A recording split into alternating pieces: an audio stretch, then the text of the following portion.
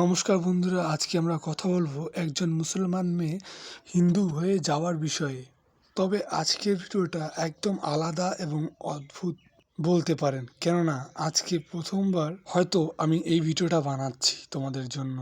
তবে চলুন সেই মেয়েটার কাছ থেকে শুনিয়ে নিয়ে আসা যাক, যে মেয়েটা ইসলাম ধর্ম থেকে হিন্দু ধর্মে চলে এসেছে। তার কাছ থেকে শুনিয়ে নিয়ে আসা যাক যে সে কিসের জন্য ইসলাম ধর্ম ছেড়ে হিন্দু ধর্মে এসেছে। আমি সুলতানা পারভিন সাথী বলছি। পূর্ব বর্ধমান জেলার গলসি থানার অন্তর্গত আসকরণ গ্রামে আমার বাড়ি। গলসি 2 নম্বর ব্লকের সভাপতি শেখ সাবিরুদ্দিন আহমেদ জয়ের আমি বোন, তো শেখ শামসুদ্দিন আহমেদের আমি মেয়ে। তো 4 বছর ধরে আমার একটা হিন্দু ছেলের সাথে সম্পর্ক রয়েছে।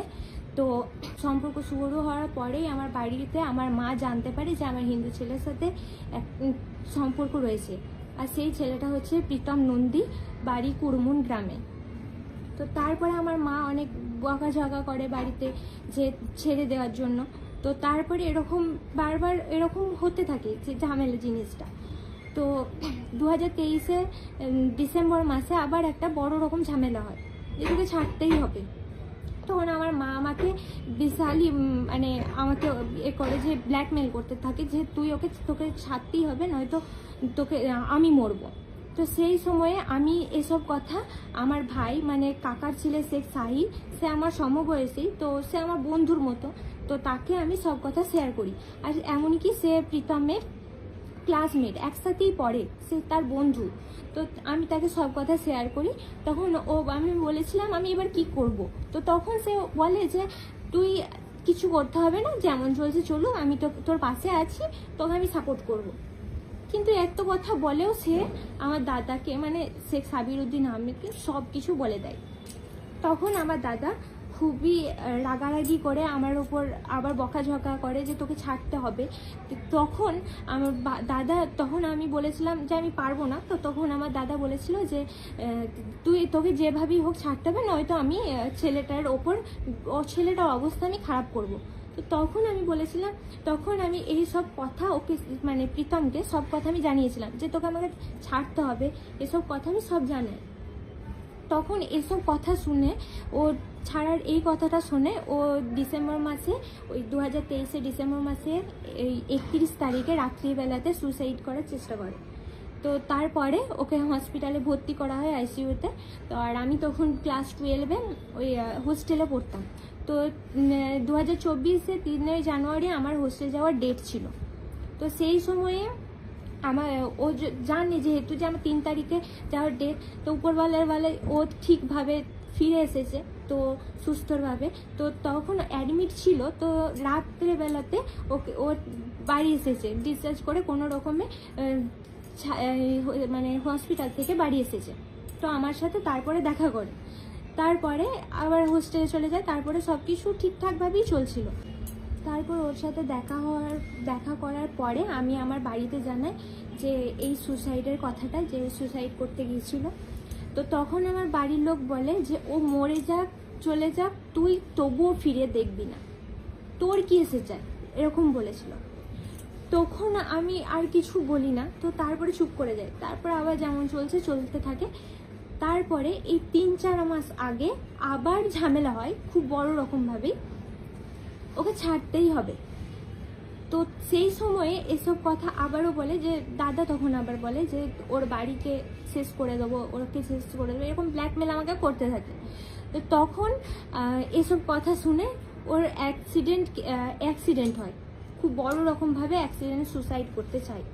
তো এখনও পর্যন্ত সঠিকভাবে ও সুস্থ হয়ে ওঠেনি পুরোপুরিভাবে, 3-4 মাস হলো, তো এখনও পুরোপুরিভাবে সুস্থ হয়নি। তো এত কিছু হওয়ার পরে সেগুলো বাড়িতে শোনার পরেও বলে যে চলে যা, তুই তবুও ফিরে দেখবি না, তবুও চলছে।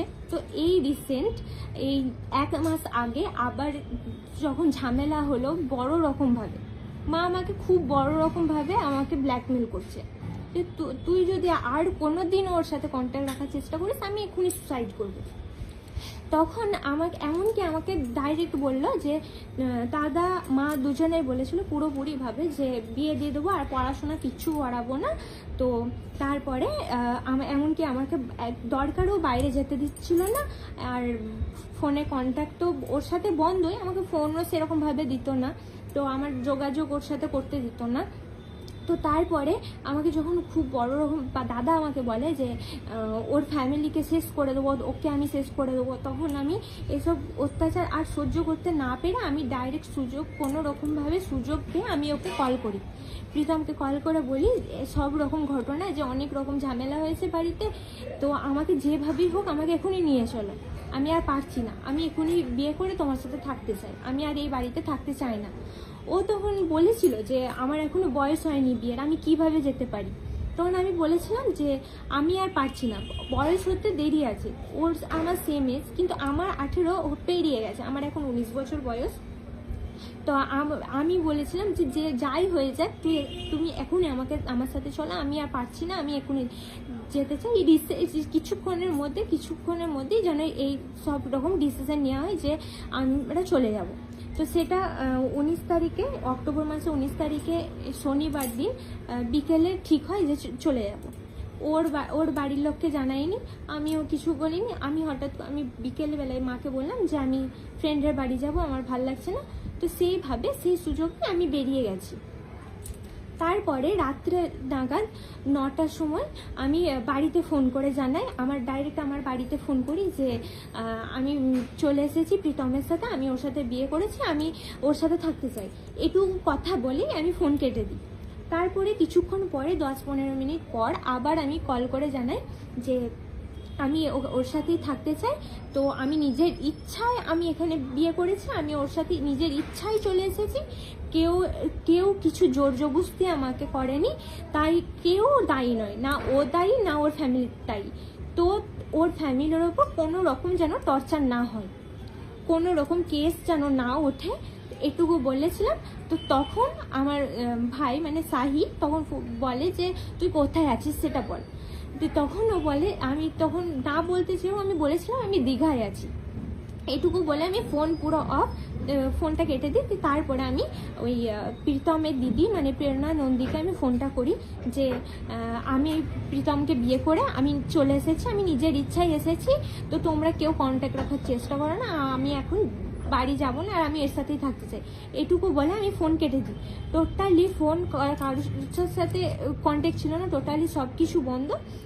ফুল ভিডিও দেখতে চাইলে সনাতন সংস্কৃতি দাদার ইউটিউব চ্যানেলের ভিডিও দেখতে পারো, সেই চ্যানেলে ফুল ভিডিও আপলোড করা আছে। তবে এখান থেকে আমরা জানতে পারি মেয়েটার মধ্যে সাহসটা কতখানি আপনারা দেখতে পেলেন, যে একটি মেয়ে একটি ধর্ম ছেড়ে চলে আসলো আমাদের সনাতন ধর্মে, যে ধর্ম আমাদের প্রেম ভালোবাসা এবং আদর্শবান হয়ে থাকা শেখায়। তো ব্যাস আজকে ভিডিওটা এখান থেকেই, কাল দেখা হবে নেক্সট ভিডিওতে। আর তোমাদের জন্য আমি কাজ করছি, আর তোমাদের জন্য একটা স্পেশাল ভিডিও আসতে চলেছে এই ইউটিউব চ্যানেলে। ফুল ভিডিও দেখার জন্য থ্যাঙ্কস ওয়াচিং দ্য ভিডিও।